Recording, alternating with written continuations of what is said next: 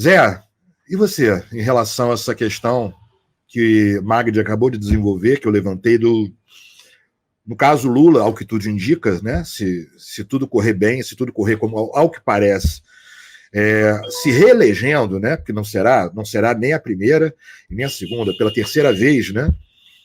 Era para ter sido a quarta presidente. Esses trabalhos que ele terá pela frente, que serão vários, e eu enfatizei três campos, o Magad pontuou, inclusive, sobre eles, né, principalmente, as áreas estratégicas, mas arte e cultura, o papel delas, e a educação também, que é um problema sério, que está ligado diretamente a essa estrutura de colônia que o Brasil tem. Né? A gente não pode falar dos problemas da educação do Brasil, tanto em nível dos andares, terceiro como segundo andar, ensino médio, sem observar o problema colonial do Brasil, que inclui, né, a existência estrutural como é dessas favelas como são.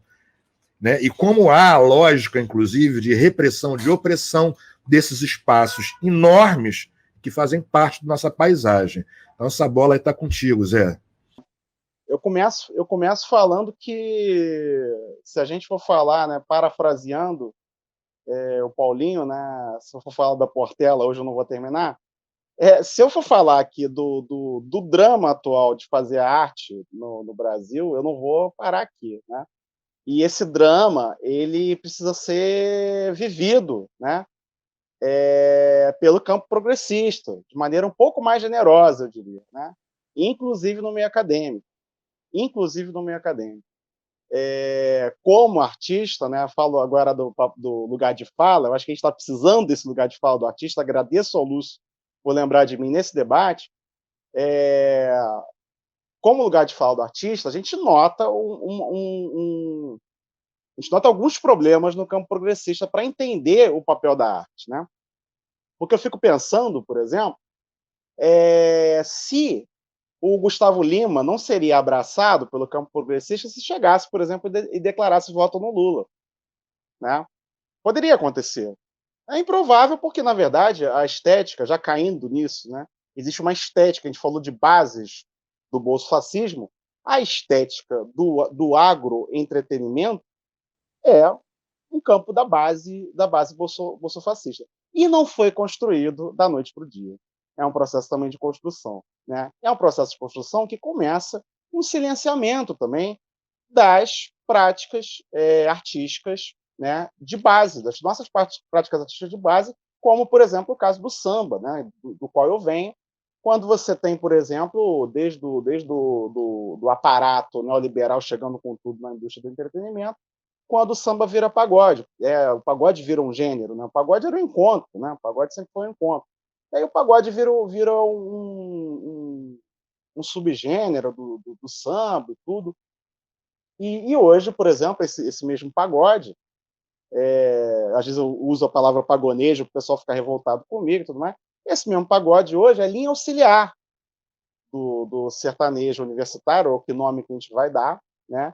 Numa proposta de diluição estética das matrizes tradicionais da música popular brasileira. Não que eu ache que as coisas não precisem de renovação, não, muito pelo contrário. Acho que, né, inclusive, eu sou compositor, né, eu tô aí disputando minha música, né? Mas a gente sabe, né, e acho que a gente tem que parar, né, com um pouco de demagogia, assim, né? A gente sabe que não tem raiz popular essa demanda, né? Ou pelo menos tem pouca raiz popular. Né? Há um aproveitamento de uma raiz popular por uma proposta industrial e que vai tomar. Então, assim, sendo mais objetivo, senão não vou terminar, a gente precisa, acho que é uma demanda do campo progressista, para o campo progressista, que ouçam a gente, né? Ouçam o que a gente tem a dizer. Né? Por ocasião aí da Lei Aldir Blanc, acabou que houve um pouco isso, assim, né? de valorização, uma tentativa de valorização do artista, mas a gente vai precisar discutir também a questão estética. Vai precisar. Vai precisar. Porque o bolsofascismo brasileiro tem um componente fortemente estético. É político estético, né? Porque a estética nunca está sozinha, né? Não é arte pela arte, nunca foi, né? E a gente vai precisar enfrentar esse debate. Esse debate é dificílimo no campo progressista. Então, agradeço, faço um agradecimento ao Lúcio aqui por me colocar nessa mesa. É raro isso. É raro. É bem raro isso. a gente poder falar, né? E agradecer também o comentário da companheira Taniara, acho que é Taniara, né? Mas ela falou que eu era parecido com o Ed Mota e tudo. Agradeço o comentário. A gente tem que brincar mesmo, sem humor a gente não sobrevive.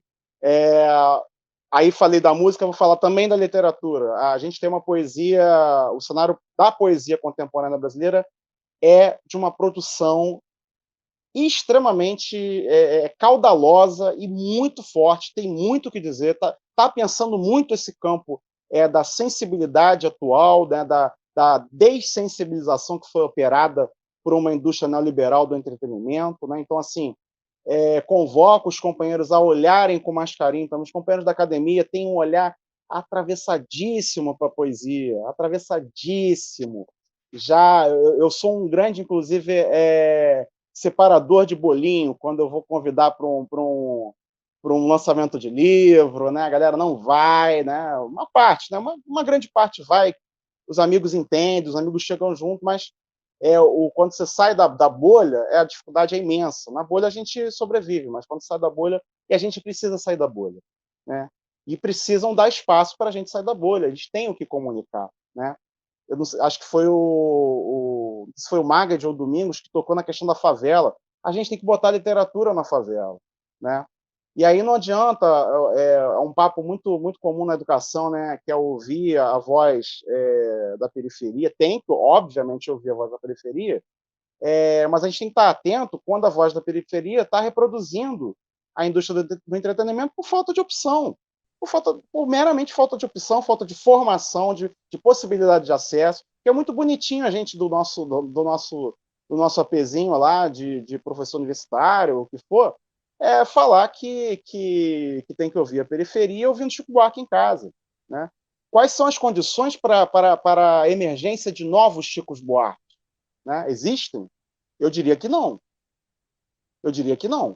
Não existem hoje. Né? Você não tem um processo, você tem um processo. As plataformas, né, que o Lúcio tanto estuda muito bem, fala muito bem, acompanha, adora o trabalho, as plataformas estão aí na música, por exemplo, para diluir tudo e não deixar que surjam novos Chicos Buarque. Né? Existe uma repressão de formação de demanda pela arte. E é um projeto isso. É um projeto. Tanto quanto botar Bolsonaro no poder. Então fica a minha convocação, né, para a gente trabalhar isso melhor, né? A gente precisa de gente na cultura, né? Precisa, obviamente, com uma vitória de Lula, eu não tenho dúvida, nessa parte eu não tenho dúvida de que ele vai restituir o Ministério da Cultura, né? Isso, para mim, não tem dúvida.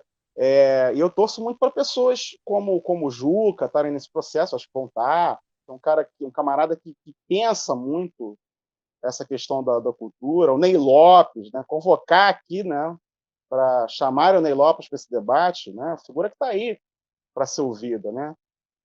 Sobre negritude produtora de cultura desde há muito tempo, e não só uma voz da periferia atual que precisa ser ouvida e a gente vai olhar e vai estar espelhando muito o campo do entretenimento, né?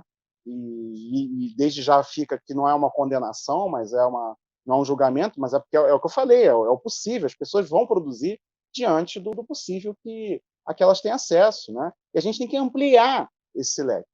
É essa a questão, ampliação na base, né?